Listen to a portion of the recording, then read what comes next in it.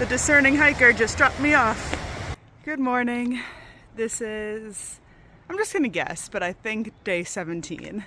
You can check the thumbnail of this video to see if I'm right or wrong. So I'm not in the Smoky Mountains anymore, which is exciting. I was at the Discerning Hiker Hostel this morning. Kind of took it slow. I did wake up at 6:30 and slowly got ready. Had a big breakfast and ate as much as I could. Had lots of Gatorade. I did wake up in the middle of the night with a pretty bad headache, which always makes me nervous because sometimes if that happens, my headache can last the whole day. So drank my Gatorade, took some Advil, ate a lot, and now I'm feeling good. I wouldn't say I'm 100%, but I'm feeling okay enough to hike. What else was I gonna say?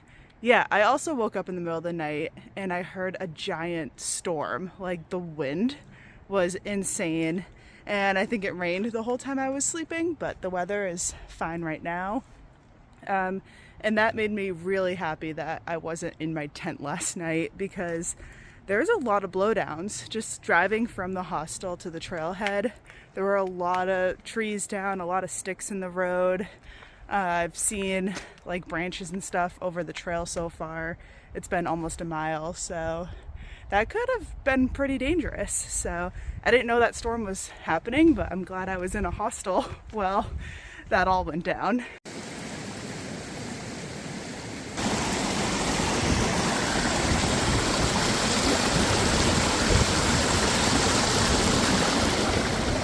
Yeah, so up the road behind me is Standing Bear Hostel. I stayed there the last 2 times, but it's just not my type of hostel. I think I was saying this in the previous video, but I prefer like hostels that feel like someone's house, and it's just more comfortable for me.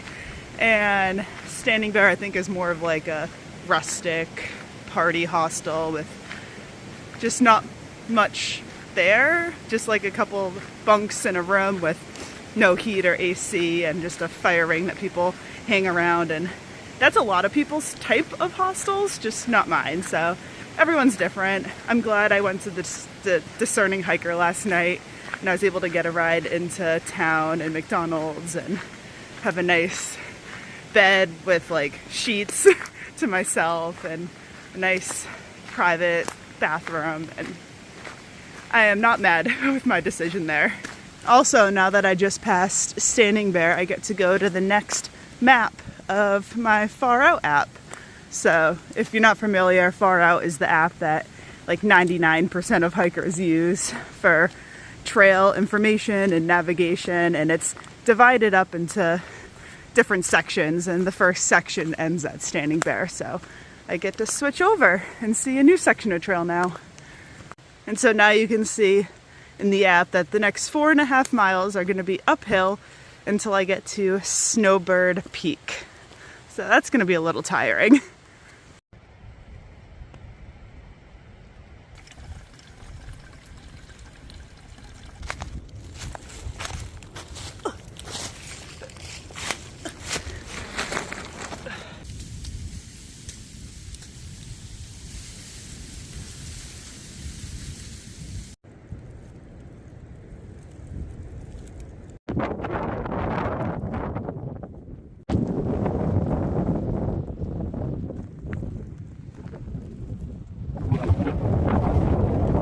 This is Snowbird Peak, I believe. I was gonna sit up here and have lunch, but it is pretty windy, so I'll go down the trail a little bit and find a better spot.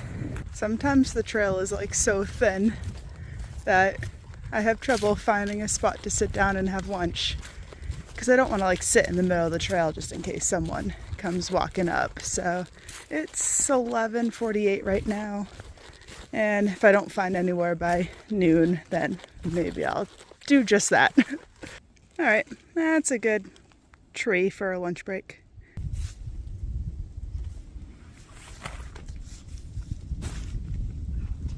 I don't know if this is a little bit of a hack, but I don't have a sit pad with me. So when there's like a wet log that I want to sit on, I just take my rain pants out of my pack because I keep them on like the outer pocket anyways, and then I just sit on my rain pants my butt doesn't get wet. So maybe that's a tip. So since I went to town last night, I got some good food. So lunch is going to be a green juice and this mini meal. It's got some fresh fruit in it, cheese, I think crackers, maybe meat.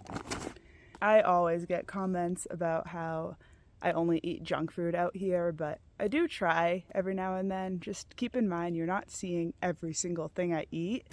Sometimes I just get excited when I eat a Snicker bar or Gushers, and that's what I show in the vlog. There's no way for you to see everything that I consume every day out here, so just a little FYI. It got way too buggy to sit there and eat lunch, so now I just have it in my hand. I took everything out of the packaging. Now I'm just gonna try to eat it as I walk. I'm having flashbacks to the 100-mile wilderness when it was just incredibly too buggy to even function. So I don't want to get annoyed about the bugs this early on in the hike. The next big landmark that I'm going to reach today is Max Patch, and that sign says it's 3.5 miles away. So that's going to be a really pretty area with some good views. There's not many clouds in the sky at all. Very clear day.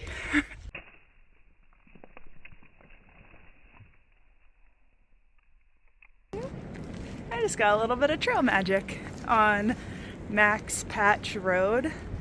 It was two different people doing trail magic. One was a guy named Ketchup who Thru-Hiked last year. The other was a lady, Mima B, who Thru-Hiked in 2012, and she was saying she actually had the record for a couple years as the oldest woman to hike the AT, and I think she was 71. So that was cool. Had some Gatorade and some fresh fruit, a couple chocolate bars, and now I am pretty close to Max Patch. Oh, also trail magic, got to play with dogs. That was the real magic.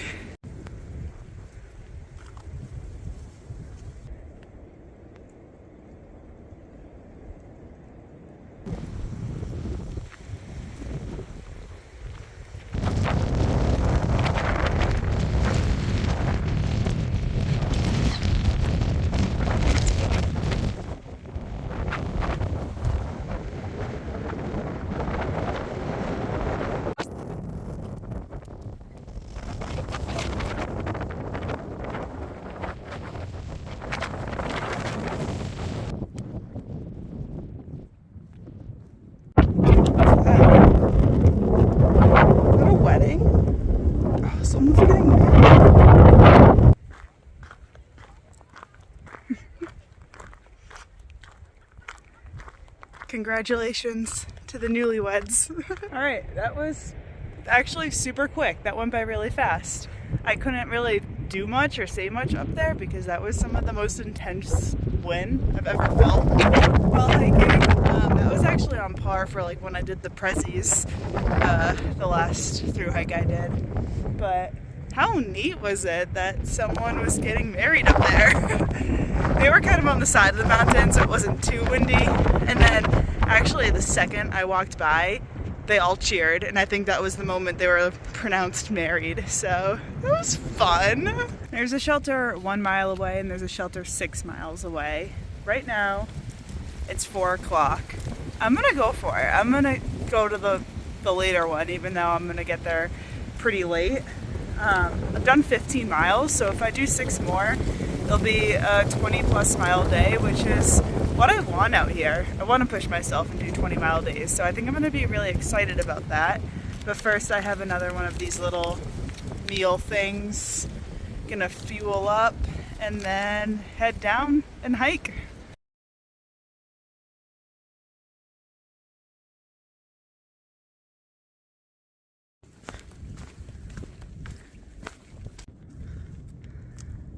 Alright, I am headed to the Walnut Mountain Shelter, so I have 1.3 more miles. I think mostly uphill too. As soon as I hit record, I hit 20 miles for the day. That's kind of cool. I was just gonna say that It's a little bit later than planned. It's 6:20 right now. I got good service for a second, and that's when my husband called. So I just stood there on trail for half an hour talking to him. And that was really nice. But it is a Saturday. The last shelter I passed looked so slammed. I think that was the Roaring Fork shelter. There's just a lot of weekend people out. So I'm a little nervous walking into this shelter as late as it is. Hopefully I have a good spot to set up my tent. I don't want to sleep inside the shelter like I have been in the Smokies. I just did it because it was the Smokies, and that's kind of what you're supposed to do. You are allowed to tent because of COVID regulations, but I don't care. I just slept in the shelter. But it is nice not being in the Smokies anymore because you can really camp wherever. In the Smokies, you are kind of stuck to camping in or right around the shelters, but if the shelter's full, I can just keep hiking until I get to a stealth spot. I'd rather sleep near the shelter so I can be near other people, but I don't know. We'll see what happens when I get there. That's just kind of what's going through my head right now.